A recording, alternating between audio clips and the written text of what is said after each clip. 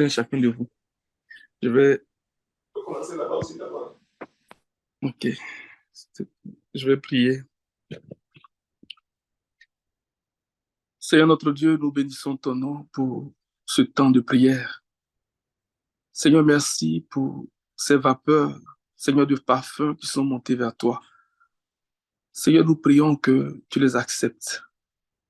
Nous prions que ces parfums soient d'une odeur agréable, Seigneur, sous tes narines. Et que notre Dieu, tu les envoies en plus de bénédictions pour toute l'Église. Seigneur, nous prions et nous attendons à toi pour qu'il y ait d'abondantes pluies, pour qu'il y ait des saisons fertiles, pour que, Seigneur, nous ayons la nourriture en abondance et pour que nos cœurs soient remplis de joie. Mais Seigneur, c'est aussi au travers de la prière que tu accomplis ces choses dans nos vies. Mais Seigneur, non pas comme tu le fais pour le monde, mais tu le fais d'une façon spéciale, d'une façon particulière pour l'Église qui est ton corps. Et nous bénissons ton nom. Notre Dieu et notre Père, nous prions pour ce temps donc de la fraction du pain. Seigneur, la Bible dit que la nuit où Israël est sorti de l'Égypte, c'était une nuit d'éveil pour l'Éternel. Et lorsque tu étais dans le jardin de Gethsémanée, Seigneur, alors que tu t'en allais pour affronter la mort, la Bible dit que tu as prié avec insistance. Tu as prié avec grand cri et larmes à celui qui pouvait te délivrer de la mort, au point que ta sueur est devenue comme des grumeaux de sang. Seigneur notre Dieu, lorsque tu revenais, tu trouvais tes disciples endormis et tu leur as dit, vous n'avez pas pu veiller une seule heure avec moi. Seigneur, de la même manière que ce fut pour toi une nuit de veille, lorsque Israël est sorti de l'Égypte, tu veux que dans ce temps où tu es sur le point d'accomplir pour nous la promesse, la prophétie de la rédemption de nos corps, tu veux que nous restions éveillés, tu veux que nous restions en éveil. Notre Dieu et notre Père, qu'aucun de nous ne soit trouvé comme les apôtres qui étaient appesantis par le sommeil, qui s'endormaient. Seigneur, que nos yeux s'ouvrent, que nos yeux restent ouverts pour que nous puissions voir très exactement comment tu vas accomplir, Seigneur, cette transformation dans nos corps. Comment tu vas achever pour nous la résurrection de nos corps. Comment tu vas achever notre rédemption, la libération de nos corps. Et parce que nous voulons voir ces choses, nous voulons veiller une seule heure avec toi. Seigneur, nous voulons veiller une seule heure avec toi. Alors que la proclamation se fait entendre, alors que le son de la trompette, Seigneur, retentit fortement, Seigneur, nous voulons nous réveiller comme les vierges sages et entretenir nos lampes pour aller pour aller te rencontrer dans un corps glorieux, dans un corps transfiguré. Seigneur, pour rentrer dans la salle des noces avec toi. Que ton nom soit béni, Seigneur. Parce qu'aucun de nous, Seigneur, n'est endormi. Aucun de nous, Seigneur, n'est fatigué. Seigneur notre Dieu, nos lampes sont allumées. Nos lampes sont allumées. Et tu nous donnes de travailler à notre consécration afin d'avoir de l'huile en abondance et de l'huile en réserve. Tu ouvres notre compréhension, tu ouvres notre intelligence sur ces choses et tu nous montres la façon de rentrer dans ces choses. Tu nous montres la façon de les expérimenter. Seigneur, tu nous donnes cette clé, cette grande autorité. Seigneur, pour vivre ces choses de façon concrète et que dans nos maisons et que dans l'église. Seigneur notre Dieu, il y a des précurseurs, qu'ils soient pour leurs frères, Seigneur, comme une ombre dans le désert, une ombre, Seigneur, dans les lieux solitaires, une ombre dans les lieux arides, au nom de Jésus. Et que notre Dieu, au milieu de nous, il n'y ait plus de maladie, il n'y ait plus d'infirmité. Parce que l'ombre, Seigneur, de ces précurseurs couvre leurs frères. Nous bénissons ton nom. Parce que c'est une dispensation qui est ouverte pour toute l'Église. Et nous voulons soupirer à ces choses jusqu'à ce que nous les expérimentions. Nous comptons sur ta grâce. Aide-nous, notre Dieu. Bénis ce temps de parole et que notre Dieu, ta bénédiction repose sur tout un chacun de nous. Au nom de Jésus. Amen. Alléluia. Que le Seigneur bénisse tout un chacun de nous. J'aurais bien aimé prendre le temps pour vous adresser des bonnes années, mais je pense que la pensée dans laquelle le Seigneur veut que nous puissions regarder les Écritures ce soir est plus qu'une bonne année traditionnelle qu'un homme peut formuler. Alléluia. Et je voudrais l'amener déjà à travers quelques points de réflexion en regardant quelques versets. Donc, avant de venir toucher quelques éléments, donc des choses que nous avons entendues ces derniers temps.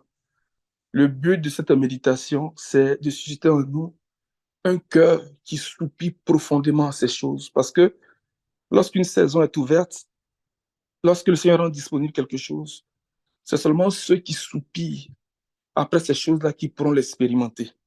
Donc, le but vraiment ici, recherché ce soir, c'est que nous ayons ce cœur-là qui soupire à expérimenter ce que le Seigneur a rendu disponible pour l'Église. On va lire quelques passages pour amener la réflexion. Le premier passage va être celui de Josué chapitre 23, le verset 14. Et le second passage va être celui de 1 Roi 2, le verset 2. Et l'autre passage, il y a plusieurs passages. L'autre passage va être celui du psaume 89, verset 49. Et un autre dernier passage va être celui de 2 Rois 4, le verset 31. On va les lire à rafale et vous allez comprendre pourquoi je les amène comme point de réflexion pour apprécier ce que le Seigneur fait dans notre temps, dans notre saison. Amen. Donc, je vais demander aux frères qui sont dans les conditions, sentons-nous libres d'ouvrir nos micros et puis de lire les versets pour qu'on puisse gagner du temps. Josué 3, à partir du verset 14, c'est ça? Josué 23, 23, verset 14. verset 14. Mhm. Josué 23, verset 14. Mhm. Voilà que je m'en vais par le chemin que prend tout être humain. Reconnaissez de tout votre cœur et de tout votre être qu'aucune des promesses de bienfait que l'Éternel, votre Dieu, vous a faites n'est restée sans effet. Amen. Est-ce que tu peux prendre la version second 21? Oui, second 21, verset Mhm. 14. Je m'en vais maintenant par le chemin commun à toute la terre. Mhm. Reconnaissez de tout votre cœur et de toute votre âme qu'aucune des bonnes paroles dites à votre sujet par l'Éternel, votre Dieu, n'est restée sans effet. Amen. Amen. Donc, ça, c'était dans le contexte où Josué a rassemblé tout le peuple pour leur donner les dernières paroles du Seigneur avant sa mort. Et Josué dit que je m'en vais par le chemin commun à toute la terre. Josué dit qu'il y a un chemin qui est commun à toute la terre. Donc, c'est celui de retourner à la poussière. C'est celui de retourner à la tombe.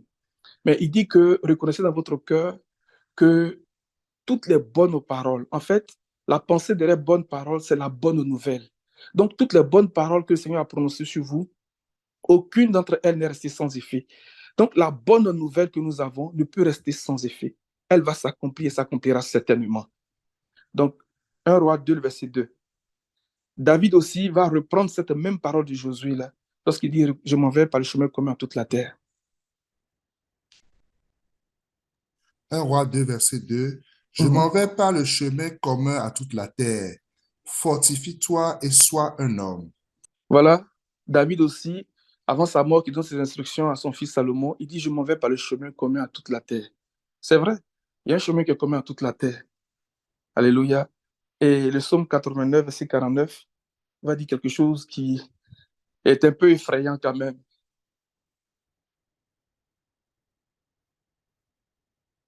Je le lis. Psaume 89, verset 49. 49. Quel homme peut vivre sans voir la mort? Qui peut sauver son âme du séjour des morts? Voici une parole que le psalmiste va donner, c'est de David aussi. Non, le psaume 89, c'est pas de David. Il dit, quel homme peut vivre sans voir la mort? Qui peut sauver son âme du séjour des morts? Ça ressemble à un cri de détresse, un cri de désespoir, comme s'il n'y a pas d'espérance pour l'homme qui connaît donc la tombe, de sortir de là. C'est comme une prison sans issue, sans possibilité donc d'en sortir. Comme un condamné à mort pour qui il n'y a pas de possibilité donc de faire appel ou bien d'obtenir grâce même. Quel homme peut vivre sans connaître la mort?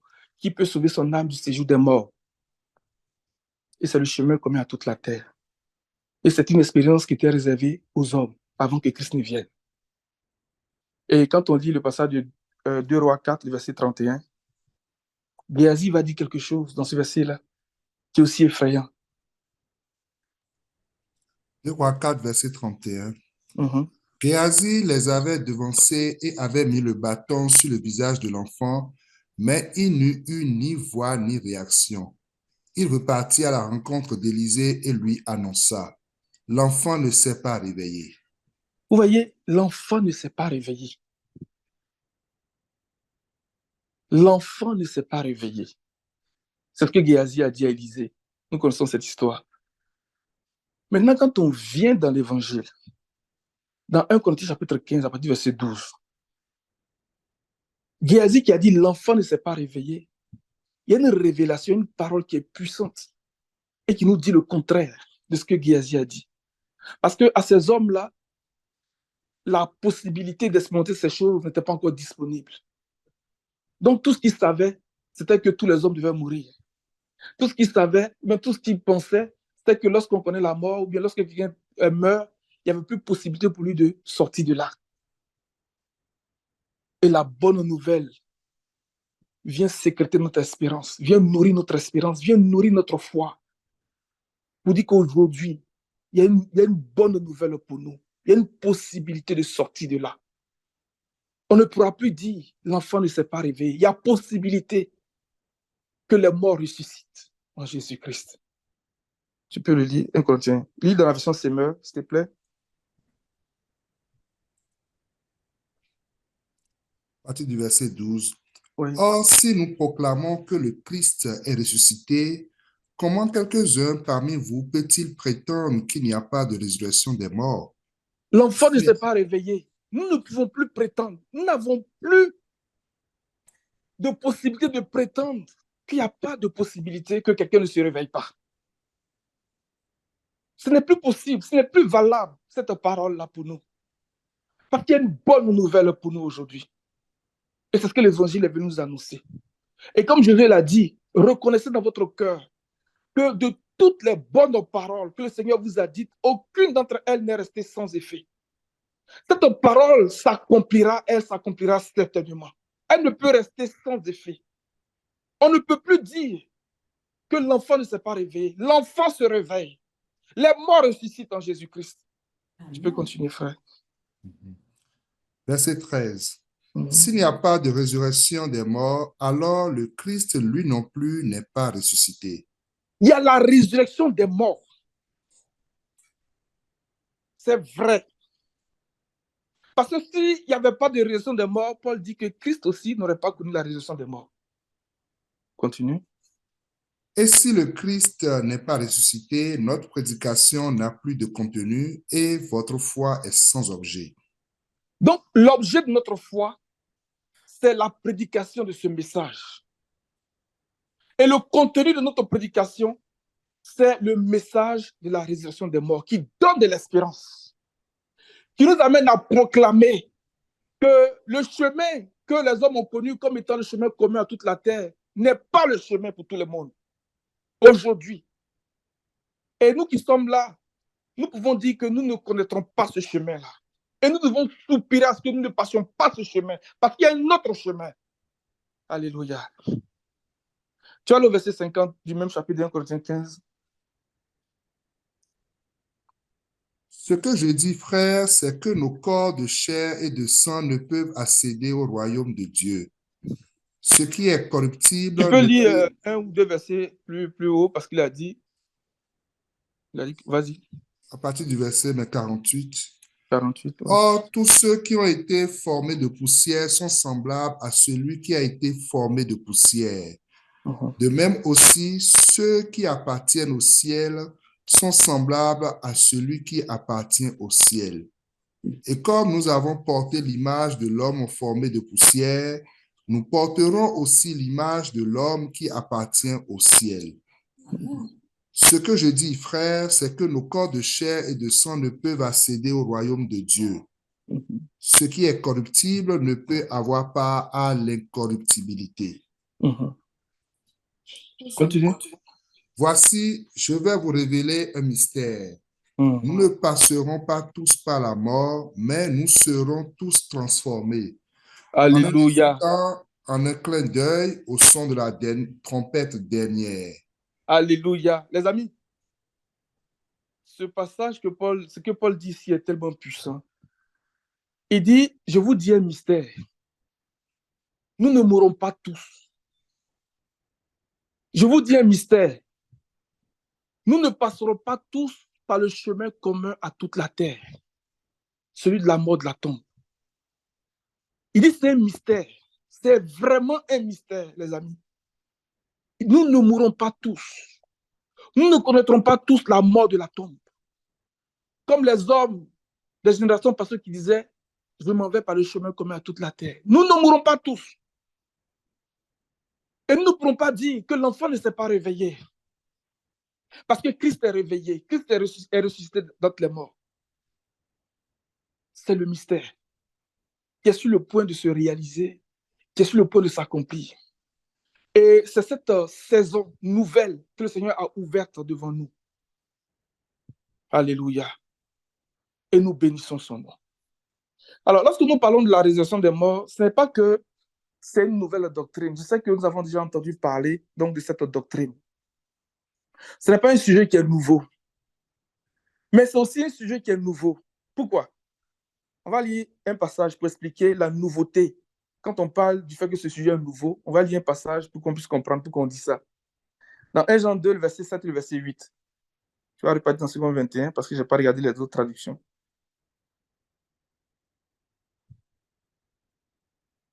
Et 1 Jean 2, versets 7 à 8. Oui. Frères et sœurs, ce n'est pas un commandement nouveau que je vous écris, mais un commandement ancien, celui que vous avez reçu depuis le début. Ce commandement ancien, c'est la parole que vous avez entendue dès le commencement. Toutefois, c'est aussi un commandement nouveau que je vous écris. Sa nouveauté se vérifie en lui et en vous, car les ténèbres se dissipent et la vraie lumière brille déjà. Amen. Nous pouvons appliquer cette parole-là, ce passage que nous venons de lire dans 1 Jean 2, verset 7, verset 8, là, à ce que nous sommes en train de dire en lien avec la résurrection des morts. Ce n'est pas un sujet qui est nouveau, ce n'est pas une nouvelle doctrine. Nous avons déjà entendu parler de cet enseignement. Mais comme Jean le dit ici, sa nouveauté se vérifie en lui et en vous.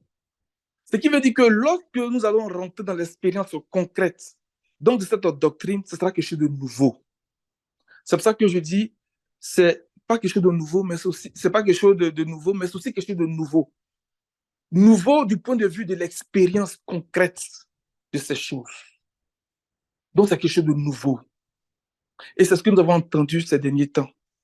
Et pour moi, c'est plus que des vœux traditionnels. C'est la bonne nouvelle. C'est la bonne nouvelle qui sécrète notre espérance.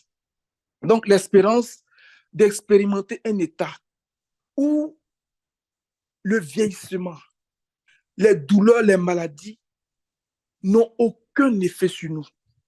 Parce que nous rentrons dans un corps sur lequel ces choses n'ont aucun pouvoir. C'est nouveau. Et sa nouveauté, nous voulons que sa nouveauté se vérifie en nous. Amen. Que sa nouveauté se vérifie en chacun de nous. Que nous tous qui sommes là aujourd'hui, que cette doctrine de la résurrection des morts soit quelque chose de nouveau pour nous, d'un point de vue d'une expérience pratique et concrète. Des gens qui ne tombent plus malades, des gens qui ne vieillissent plus, des gens qui ne connaissent plus la douleur, des gens qui sont délivrés de ces choses, parce qu'ils rentrent dans un état de corps qui est tel que ces choses n'ont aucun pouvoir sur eux, ces choses ne prévalent point contre eux.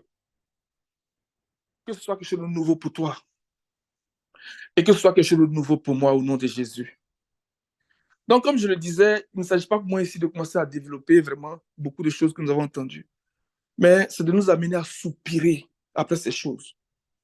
Et pendant que je priais, il y a un passage qui est monté sur mon cœur que je voudrais partager avec vous ce soir pour que nous puissions tous commencer à soupirer après ces choses et que cette nouveauté, donc de la doctrine de la résurrection des morts, se vérifie en chacun de nous. Et nous allons nous appuyer pour cela sur le passage de 2 Pierre 1, verset 12, verset 18 dans un premier temps. Mais c'est particulièrement le verset 14 et le verset 15 que nous allons regarder de plus près pour nous amener vraiment à élever nos cœurs dans un soupir profond, comme le Seigneur lui-même. Il est dit dans Hébreux 5 que c'est lui qui, pendant les jours de sa chair, a présenté avec larmes et grands cris des prières, des supplications à celui qui pouvait le délivrer de la mort. Et il a été exaucé à cause de sa piété. Que notre piété en cette année nous amène à soupirer profondément. Parce que Si tu fais semblant, ben, tu vas continuer à souffrir de la douleur. Tu vas continuer à souffrir du vieillissement. Tu vas continuer à souffrir des maladies. Ce qu'on a connu la COVID, de ce qu'on entend dire, il y a pire que ça. Mais imagine-toi aujourd'hui que tu es dans cet état-là, tu fais cette expérience-là, où tu ne connais plus ces choses. Alors que le monde sera agité, le monde sera bouleversé, ébranlé. On mettait masque, distanciation. Quelqu'un de toi éternue un peu, tu le regardes. Mais ton corps, là, il ne connaît plus ça. Mon ami, ce n'est pas une bonne nouvelle, ça. Que le Seigneur nous montre comment on expérimente ces choses. Et nous voulons crier après le Seigneur, nous voulons soupirer. Nous voulons soupirer à grands cris, avec l'âme des supplications.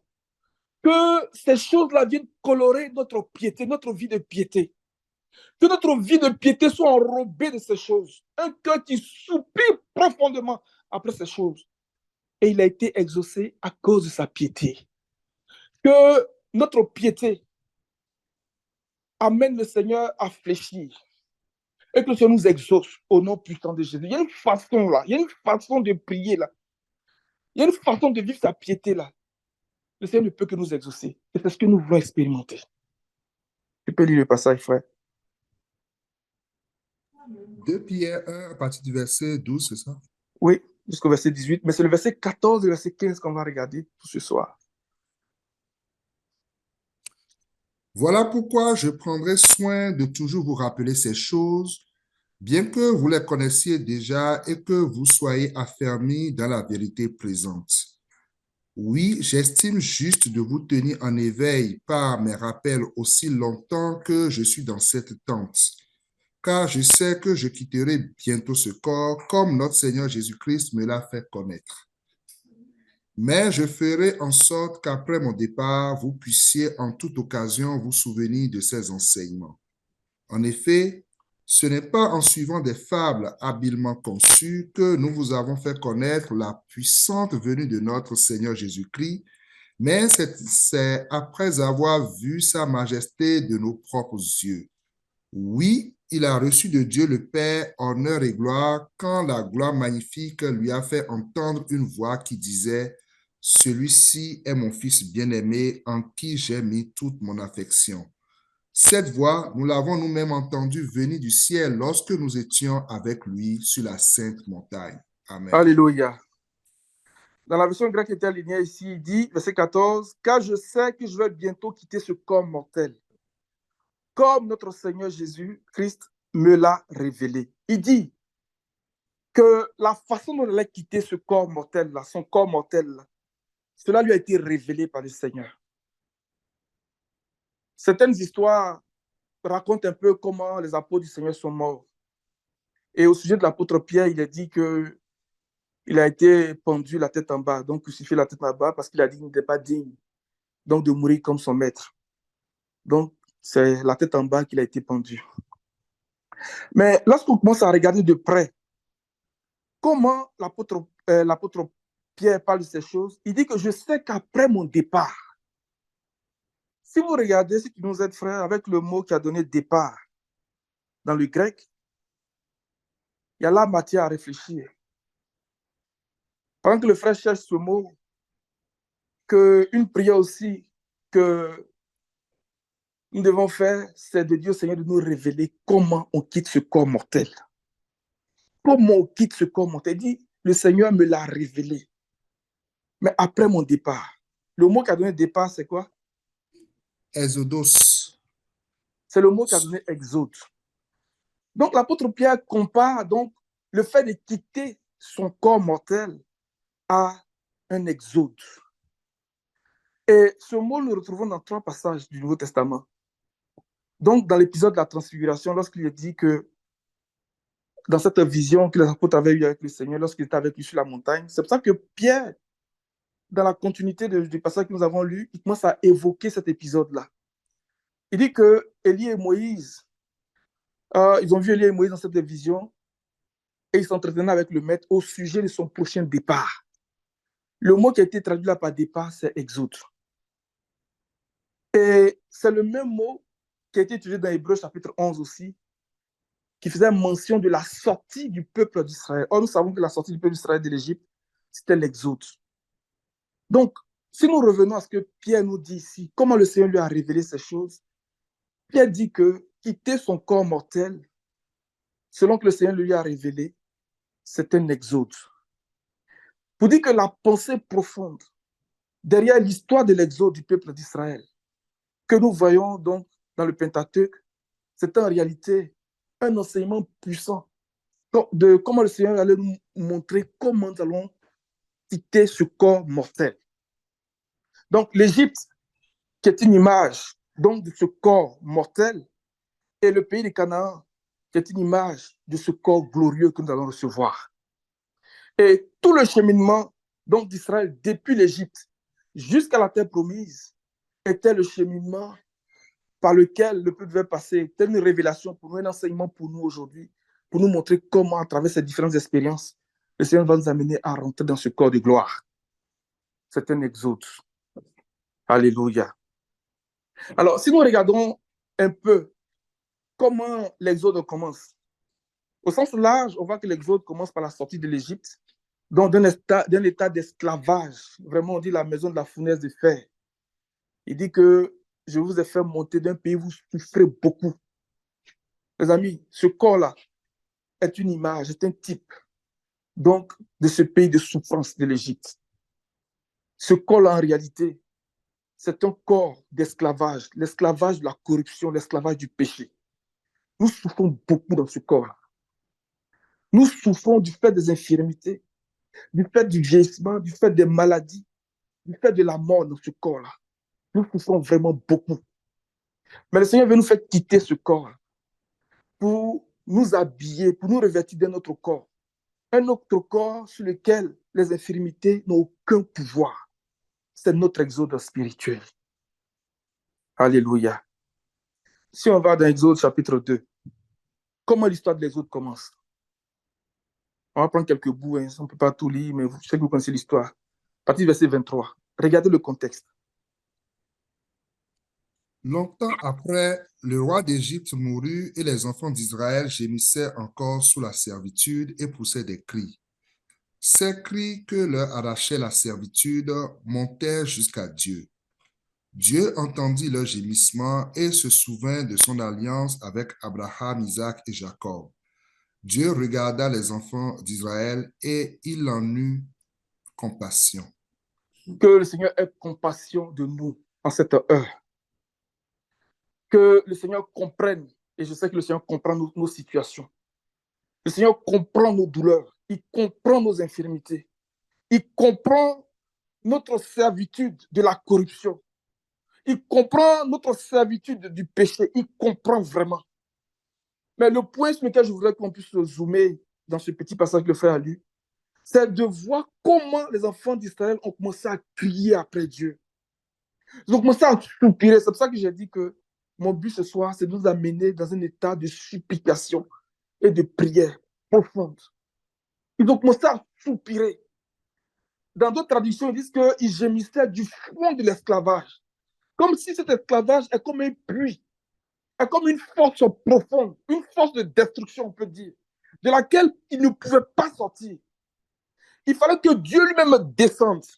Et ce qui est glorieux, pendant que nous regardons ces choses, en rapport avec ce que nous avons entendu, c'est que de la même façon que le Seigneur a compris la situation des enfants d'Israël en Égypte et qu'il a appelé Moïse, quand il appelle Moïse, il dit, je suis descendu. Comprenons que le Seigneur est descendu. Les amis, pendant que nous parlons de ce sujet-là, il faudrait que nous comprenions que le Seigneur est réellement descendu pour nous délivrer.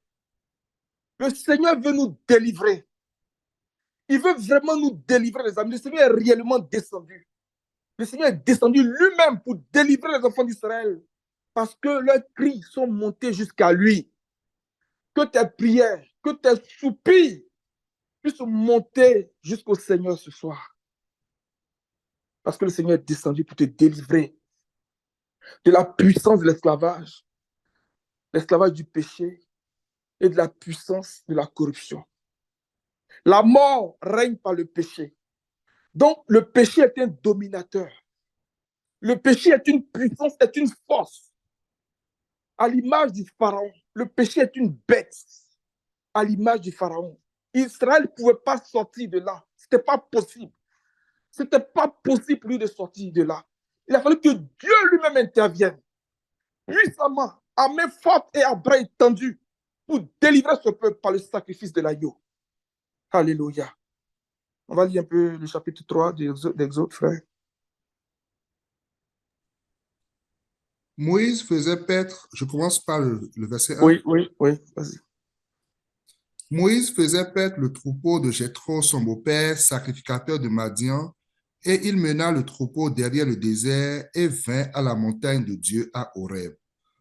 L'ange de l'Éternel lui apparut dans une flamme de feu au milieu d'un buisson. Moïse regarda et voici, le buisson était tout en feu et le buisson ne se consumait point. Verset 3. Moïse dit, je veux me détourner pour voir quelle est cette grande vision et pourquoi le buisson ne se consume point. L'Éternel vit qu'il se détournait pour voir et Dieu l'appela du milieu du buisson et dit, Moïse, Moïse. Et il répondit, me voici. Dieu dit, n'approche pas d'ici, ôte tes souliers de tes pieds, car le lieu sur lequel tu te tiens est une terre sainte. Et il ajouta, je suis le Dieu de ton père, le Dieu d'Abraham, le Dieu d'Isaac et le Dieu de Jacob. Amen. On va s'arrêter là et puis tu vas le lier au verset 13, verset 14, verset 15. Le Seigneur se présente comme le Dieu d'Abraham, le Dieu d'Isaac, le Dieu de Jacob. Et il dit, dans les versets que le frère va lire, il dit que c'est comme ça qu'on fera appel à moi de génération en génération. Tel est mon nom pour toujours. Et après, on va lire Matthieu 22, à partir du verset 29. Moïse dit à Dieu, j'irai donc vers les enfants d'Israël et je leur dirai, le Dieu de vos pères m'envoie vers vous. Mais s'ils me demandent quel est son nom, que leur répondrai-je? Dieu dit à Moïse, je suis celui qui suis. Et il ajouta, c'est ainsi que tu répondras aux enfants d'Israël. Celui qui s'appelle Je suis m'a envoyé vers vous. Dieu dit encore à Moïse, tu parleras ainsi aux enfants d'Israël. L'Éternel, le Dieu de vos pères, le Dieu d'Abraham, le Dieu d'Isaac et le Dieu de Jacob m'envoie vers vous. Voilà mon nom pour l'éternité, voilà mon nom de génération en génération. Les amis, pendant que nous sommes en train de regarder ce sujet, comprenons dans la pensée de ces versets-là, sous lesquels le Seigneur se présente, que le Seigneur est venu vers nous, que le Seigneur est venu à nous. Il dit que si ce n'est pas le doigt de Dieu que je fais ces choses, reconnaissez que le royaume de Dieu s'est approché de vous. Alléluia. Je suis le Dieu d'Abraham, le Dieu d'Isaac et le Dieu de Jacob. Et lorsque le Seigneur Jésus reprend ces paroles, il nous donne l'interprétation la plus exacte. Et cela va nous permettre de comprendre avec force que l'image de l'Exode est en réalité le plan de rédemption de Dieu, de comment nous quittons ce corps mortel, donc pour revêtir notre corps de gloire. Matthieu 22, à partir du verset 29. Jésus leur répondit, vous êtes dans l'erreur parce que vous ne comprenez ni les Écritures ni la puissance de Dieu. Regardez, vous êtes dans l'erreur parce que vous ne comprenez ni les Écritures ni la puissance de Dieu. Lorsque nous ne comprenons pas les Écritures, nous sommes dans l'erreur et nous ne pouvons pas expérimenter la puissance de Dieu. La mauvaise compréhension donc des Écritures annule la parole de Dieu à notre endroit. C'est pour ça qu'il est très, très important que nous puissions soupirer aussi que le Seigneur ouvre notre intelligence pour que nous puissions comprendre les Écritures, parce que c'est la clé pour expérimenter les doctrines du Seigneur. Que le Seigneur nous ouvre l'intelligence, qu'il nous ouvre l'esprit, vraiment, vraiment, que nous puissions comprendre la doctrine de la résurrection d'entre les morts. Pour que cette doctrine qui est nouvelle pour nous, du point de vue donc de son accomplissement dans nos vies, soit quelque chose de tangible au milieu de nous. Ce n'est pas quelque chose de nouveau, mais c'est aussi quelque chose de nouveau. Parce que sa nouveauté se vérifie en lui. Elle a été déjà accomplie en Christ, mais elle se vérifie en nous. Continue, mon frère. Verset 30. Car à la résurrection, les hommes ne prendront point de femmes, ni les femmes de mari, mais ils seront comme les anges de Dieu dans le ciel. Pour ce qui est de la résurrection des morts, n'avez-vous pas lu ce que Dieu vous a dit? Amen. Amen. Pour la résurrection des morts, n'avez-vous pas lu ce que Dieu vous a dit? Le mot qui a été traduit là, je crois, c'est eido. N'avez-vous pas compris ce que Dieu vous a dit? Alléluia. Donc, vous dites, en ce qui concerne la résurrection des morts, n'avez-vous pas compris, n'avez-vous pas lu? C'est pour ça qu'il dit que vous êtes dans l'erreur parce que vous ne comprenez ni les Écritures, ni la puissance de Dieu. Aucune parole du Seigneur n'est vide de puissance, n'est vide de force. Mais une mauvaise compréhension de la parole de Dieu annule la force, la puissance qui est dans cette parole. Lis maintenant. Verset 32. Je suis le Dieu d'Abraham, le Dieu d'Isaac et le Dieu de Jacob. Dieu n'est pas Dieu des morts, mais des vivants.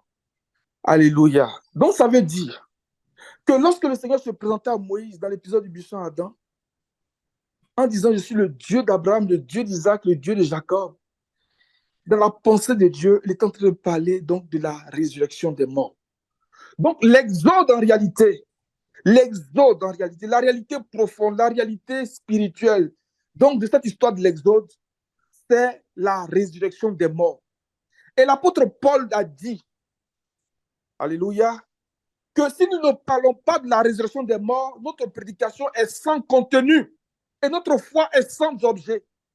Donc, celui qui rejette donc, cet épisode de l'Exode et qui met en doute, ne serait-ce qu'un peu même la parole du Seigneur, il est en train d'annuler pour lui cette expérience de la résurrection des morts. Est-ce que vous comprenez? Exode là est en train de parler de la résurrection des morts. L'exode là, c'est ce que le Seigneur a dit. Il dit, n'avez-vous pas lu, n'avez-vous pas compris? Donc celui qui ne comprend pas que derrière l'expérience de l'exode, donc sorti de l'Égypte, un pays où on souffre, un pays, on dit la maison de la fournaise de fer, un pays qui est comparé à un gouffre de perdition. Pour aller jusqu'à Canaan, là, celui qui n'a pas compris ça, il rend nul pour lui la puissance de la résurrection des morts.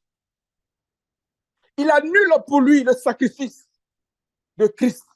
Parce que le sacrifice donc, qui a été accompli pour la sortie des enfants d'Israël en Égypte annonçait d'avance le sacrifice de Christ.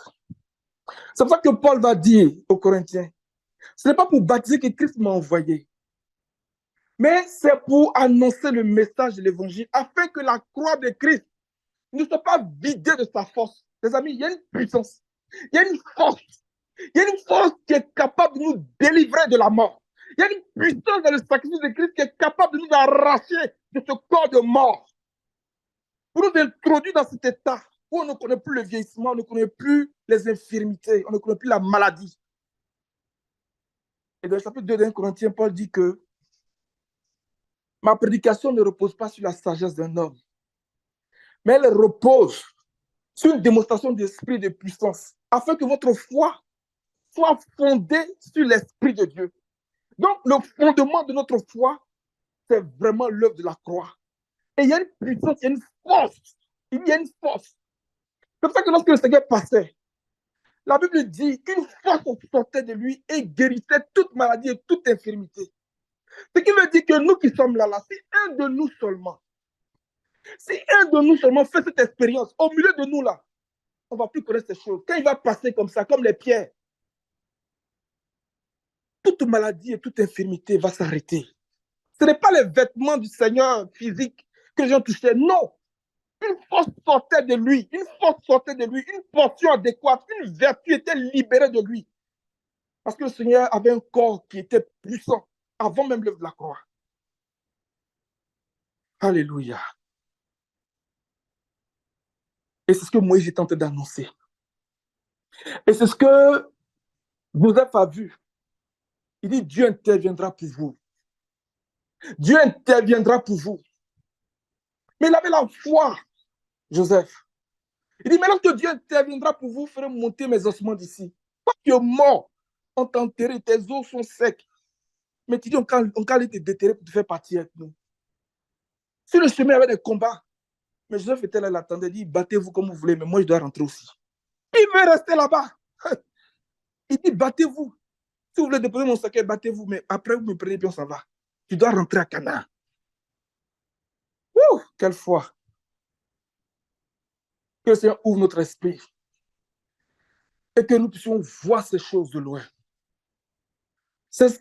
Quand on lit des choses comme ça, on mesure un peu, je dis un peu, que la parole prophétique est puissante. C'est pour ça que si le temps de paiement, on lira ce que Pierre nous dit, c'est pourquoi il faudrait bien de prêter attention à la parole des prophètes. Nous allons continuer un peu dans les autres. On va lire les 3 derniers versets du chapitre 4 pour venir alimenter nos sujets de prière, pour venir toujours susciter en nous ce feu-là, à pousser des cris, des larmes vers le Seigneur, pour que le Seigneur nous fasse expérimenter ces choses. Chapitre 4, les autres. L'Éternel dit à Aaron, va dans le désert au-devant de Moïse. Aaron partit, il rencontra Moïse à la montagne de Dieu et il le baissa. Moïse fit connaître à Aaron toutes les paroles de l'Éternel qu'il avait envoyées et tous les signes qu'il lui avait ordonné de faire. Moïse fit connaître à Aaron toutes les paroles, que toutes les paroles au sujet de cette doctrine nous soient révélées, que tout ce qui concerne cet enseignement nous soit révélé, les amis. Moïse n'a pas dit un peu, puis gardé un peu pour lui. Hein. Du genre, si elle lui dit tout, c'est lui, on va voir après. Non, il a tout dit à Aaron. Vas-y. Verset 29. Moïse et Aaron poursuivirent leur chemin et ils assemblaient tous les anciens des enfants d'Israël. Aaron rapporta toutes les paroles que l'Éternel avait dites à Moïse et il exécuta les signes aux yeux du peuple. Quand on lit ça là, Dieu a parlé à Moïse. Moïse a rapporté toutes les paroles que celui avait dites à Aaron. Maintenant, c'est Aaron qui est venu rapporter toutes les paroles devant le peuple. Et on dit qu'il a fait les signes. Alléluia. Et qu'est-ce qui va se passer par la suite? Et le peuple crut. Et le peuple crut. Ils apprirent que l'Éternel avait visité les enfants d'Israël qui avaient vu leur souffrance et ils s'inclinèrent et se prosternèrent. Oh, que le Seigneur incline nos cœurs de l'adoration. Que le Seigneur incline nos cœurs dans une vie de piété sincère. Que le Seigneur incline nos cœurs dans une dévotion totale, sans hypocrisie.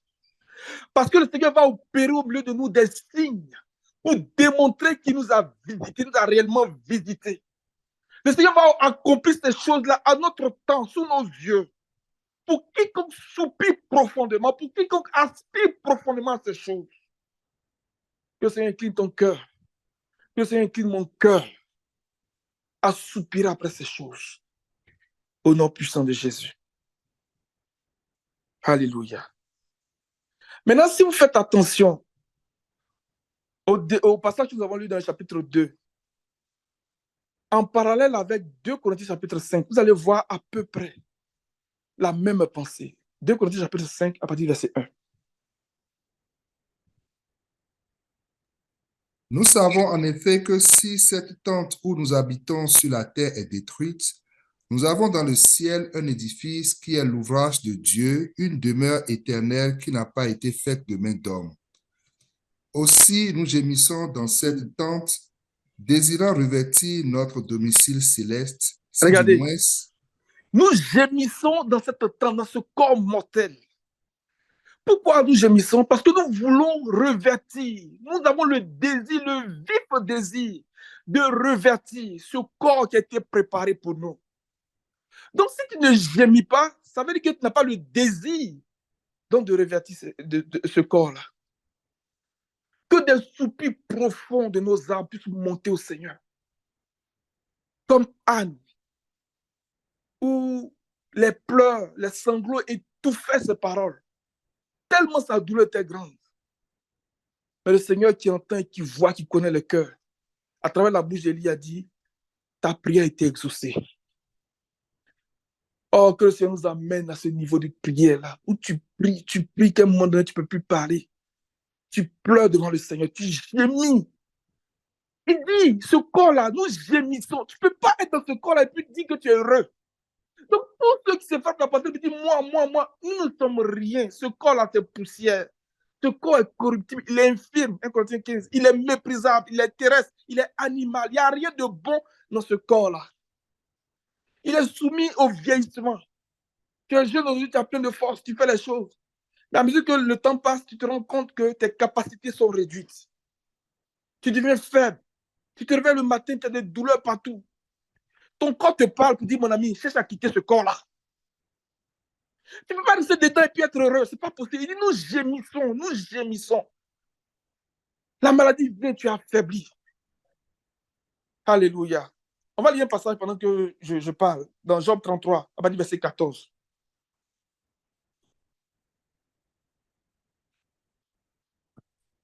Job 33, à partir du verset 14. Job 33, à partir du verset 14. Mhm.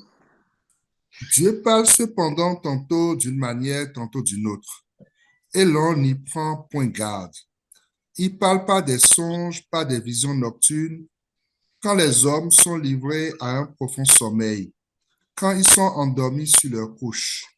Alors il leur donne des avertissements et met le sceau à ses instructions, afin de détourner l'homme du mal et de le préserver de l'orgueil, afin de garantir son âme de la fosse et sa vie des coups du glaive.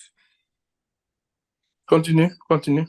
Par la douleur aussi, l'homme est repris sur sa couche, quand une lutte continue vient agiter ses os. Alors il prend en dégoût le pain, même les aliments les plus exquis. Sa chair se consume et disparaît. Ses os, qu'on ne voyait pas, sont mis à nu.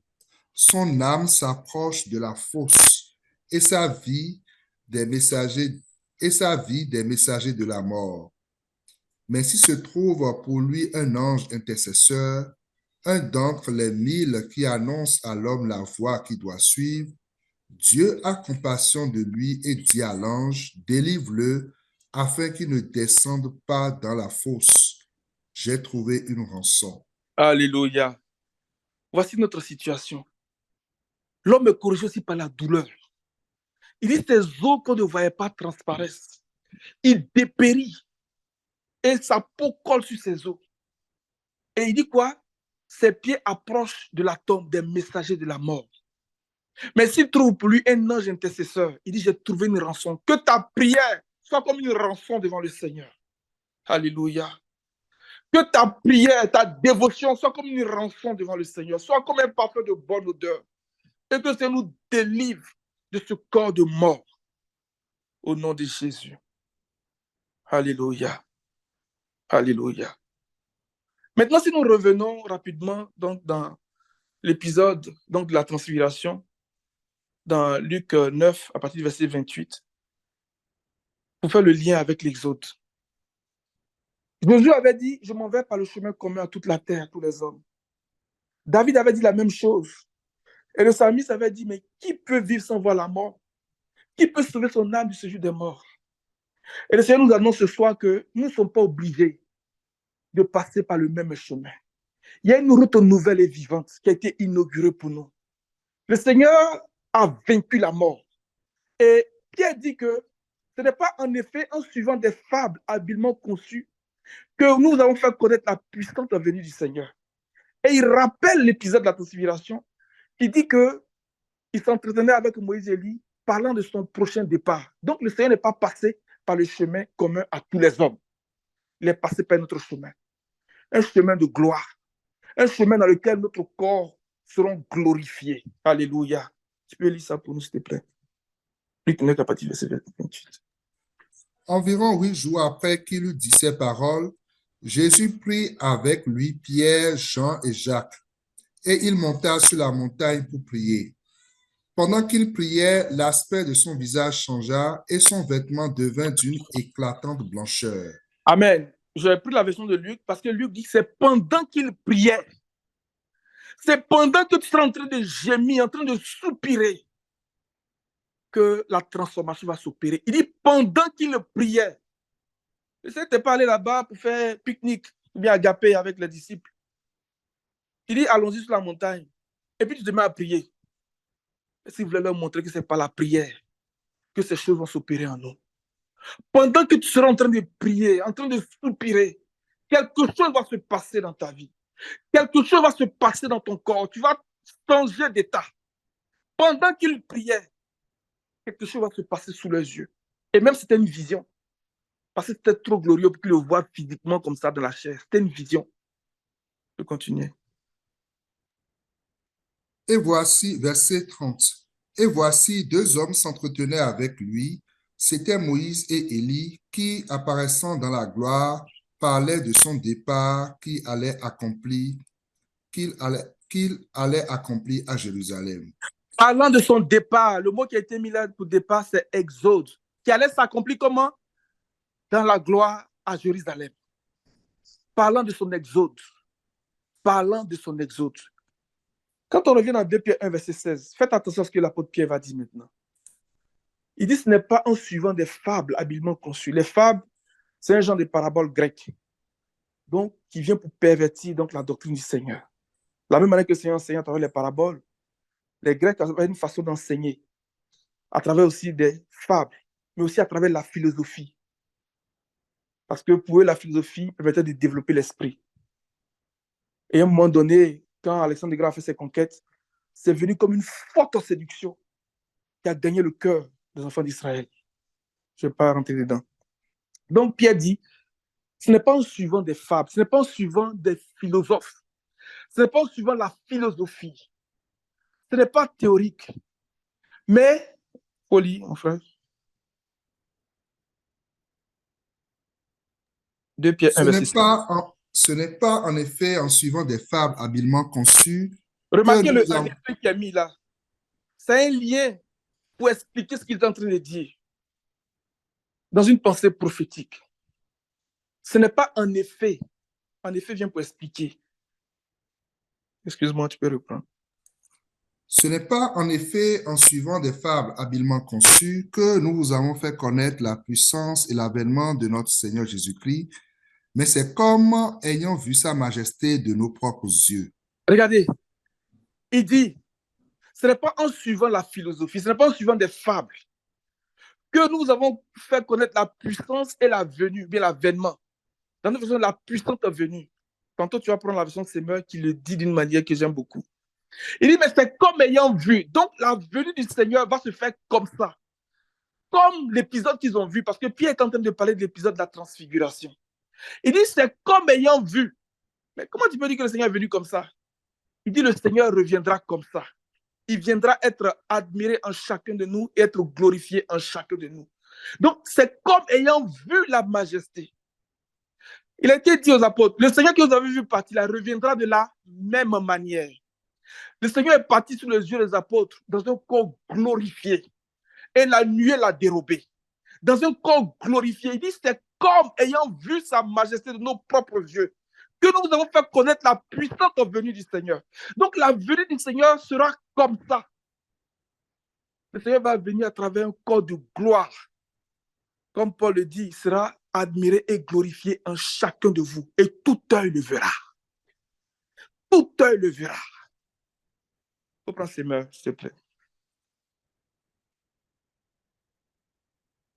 En effet, nous ne nous sommes pas appuyés sur des histoires habilement inventées lorsque nous vous avons fait connaître la venue de notre Seigneur Jésus-Christ dans toute sa puissance. Lorsque nous vous avons fait connaître la venue de notre Seigneur Jésus dans toute sa puissance. Lorsque nous vous avons fait connaître la venue de notre Seigneur Jésus dans toute sa puissance. Ce n'est pas sur des fables. Mais comment ils nous ont fait connaître la venue du Seigneur? Continue. Mais nous avons vu sa grandeur de nos propres yeux. Mais nous avons vu sa grandeur de nos propres yeux. Donc la venue du Seigneur devrait être conforme à ce qu'ils ont vu. Les apôtres ne sont pas n'importe qui. Hein? Les apôtres ne sont pas n'importe qui. Il fallait qu'ils soient témoins de la résurrection du Seigneur pour attester ces choses. Donc leur parole est validée, leur parole est valable, elle est solide. Ils ne sont pas n'importe qui. C'est pour ça que le Seigneur leur a reproché leur incrédulité. Quand ils ont commencé à douter du fait qu'il était ressuscité. Parce qu'il fallait que ceux-là qui ont mangé et bu avec lui là, puissent confirmer ces choses. Puissent croire premièrement que c'est vrai, on l'a vu. Lorsque Pierre entre dit c'est vraiment puissant. Il dit c'est comme l'ayant vu. Quand on dit que le Seigneur vient là, ce n'est pas sur un gros nuage, quand on le voit venir comme un parachutiste. Il va venir à travers un corps de gloire. Il va venir être glorifié et admirant chacun de nous pour que tout œil le voie. Quand on va te voir, on ne te verra plus toi. Amen. Mais on va voir le Seigneur qui passait. Et tout ce qui le touchait était guéri. Parce que tu vas changer de corps. Tu vas rentrer dans un état où le vieillissement n'aura aucun pouvoir sur toi. Tu es là, tu es en kéné, tu ne meurs pas, tu ne tombes pas malade, tu ne connais plus de douleur. Et tu es comme une ombre pour tes frères, une ombre pour ta famille. Tous ceux qui t'approchent sont guéris. Alléluia. Et c'est ce que le Seigneur est en train de nous annoncer, les amis. C'est une raison, en tout cas pour moi, vraiment de soupirer, de désirer profondément, même de pousser des cris avec des pleurs à celui qui peut nous délivrer de la mort. La transfiguration, il y a deux mots. Il y a trans, et puis il y a le mot grec qui a donné figuration, c'est morpho. Donc, dit transformation, bien métamorpho. Comme on le dit souvent, quand il dit je prends un transport, je pars d'un port à un autre port. Quand les gens disent transgenre, trans quelque chose, il est d'un sexe et il change pour un autre sexe. Donc, quand il dit transformation, je suis d'une forme, une forme actuelle, et je change pour une autre forme. Méta, c'est quelque chose qui est au-delà.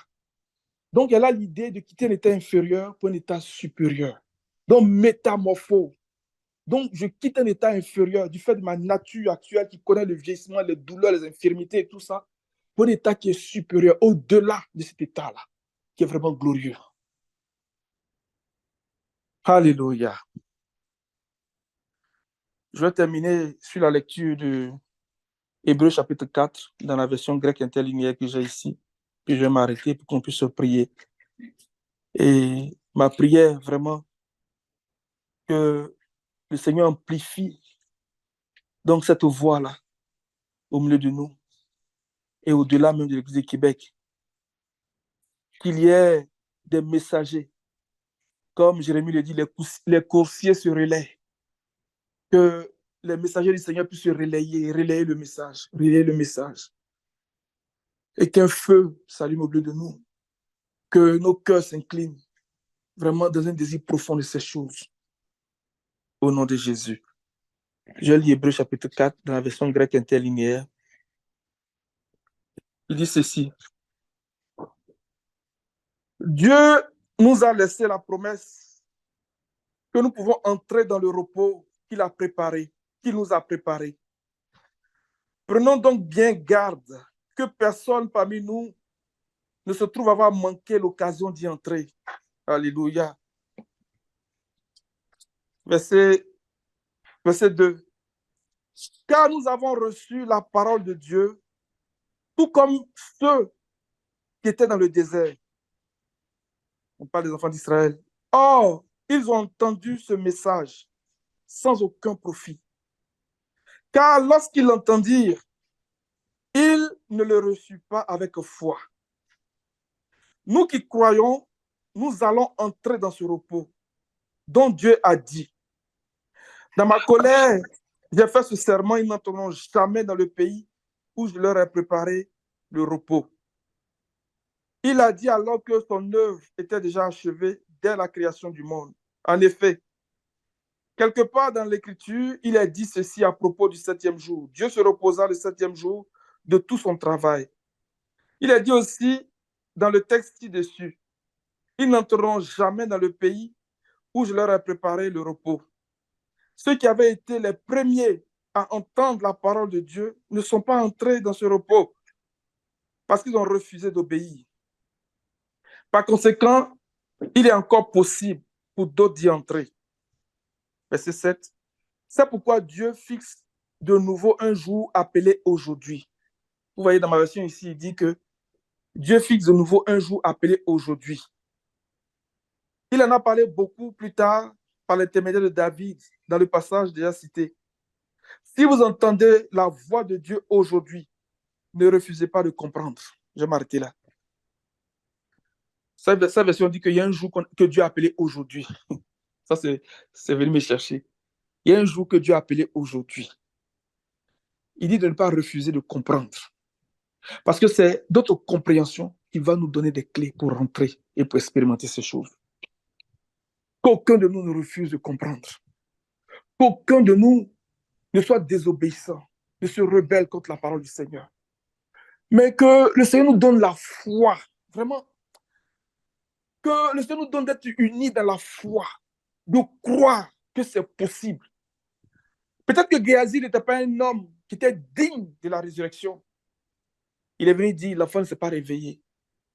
Mais pour nous, aujourd'hui, il y a un jour qu'on appelle aujourd'hui, le repos est possible. Le repos est possible. Cette transformation est possible pour nous. Et nous voulons l'expérimenter. Nous voulons vivre cette transformation. Qui ne veut pas être un kene-kene, sincèrement? La sœur Céline dirigeait parler de Moïse, 120 ans. Le gars était en forme. Sa vue n'avait pas baissé. Il était solide. Des gens comme Caleb sont venus dire, j'ai 80 ans, je peux aller encore en guerre et puis revenir. Hein?